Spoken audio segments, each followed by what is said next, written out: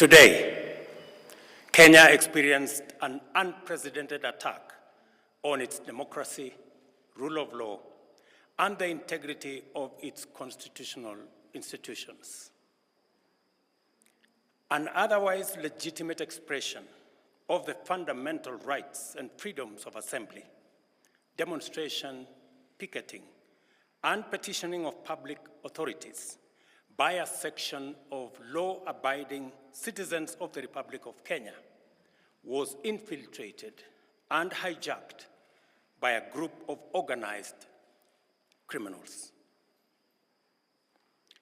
Most regrettably, today's attack on Kenya's constitutional order has resulted in the loss of lives, also destruction of property and desecration of institutions and emblems of our sovereignty. Today's events mark a critical turning point on how we respond to grave threats to our national security. I assure the nation that the government has mobilized all resources at the nation's disposal to ensure that a situation of this nature will not recur again at whatever cost. I thank our security officers who were on duty today for applying themselves to the best of their abilities in the defense of Kenya and its people.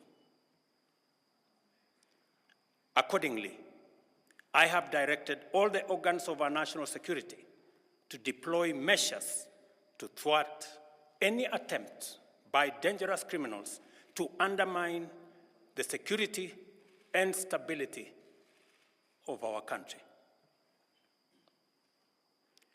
As the people of Kenya go to bed tonight, I give you my assurance that your security, that of your families, and property remains my utmost priority.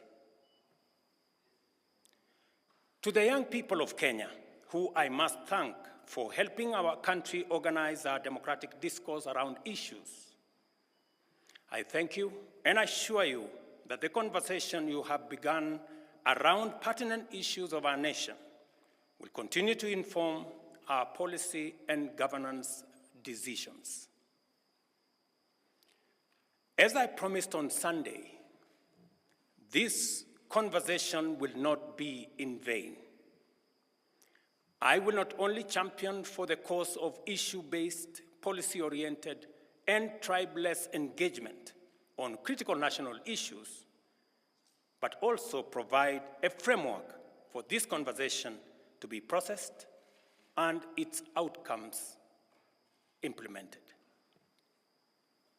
However, our national conversation on any subject matter must be conducted in a manner that respects and honors the foundational values upon which our nation is established, namely constitutionalism, the rule of law, and respect for institutions.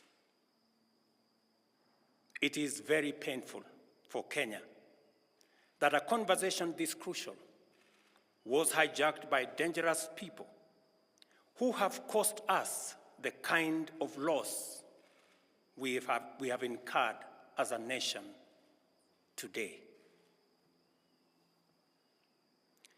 It is possible that the criminals who rained terror on innocent people and attempted to challenge our law enforcement deployments are still determined to continue with their dangerous behavior. I assure the nation of the government's determination to fulfill its constitutional duty of protecting the people of Kenya against all forms of harm. I hereby put on notice the planners, financiers, orchestrators, and abettors of violence and anarchy that the security infrastructure established to protect our republic and its sovereignty will be deployed to secure the country and restore normalcy.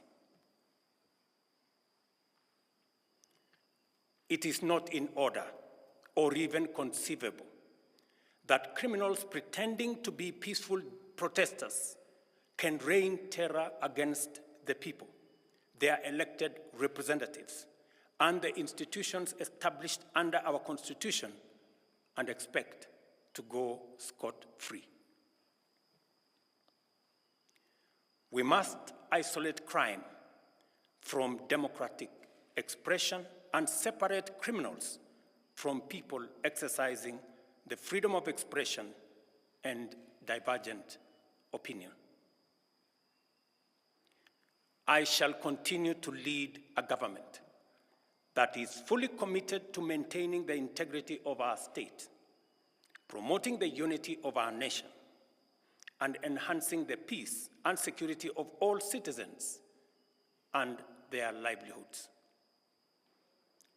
I am bound under sacred constitutional mandate to respect, uphold, and defend the Constitution of Kenya, which declares that all sovereign power belongs to the people, and that this power shall be exercised only in accordance with the Constitution.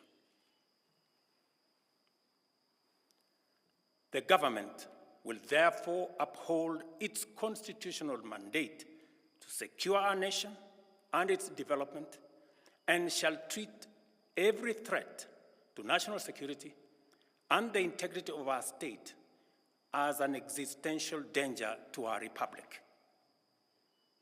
Accordingly, I assure Kenyans that we shall provide a full, effective, and expeditious response to today's treasonous events.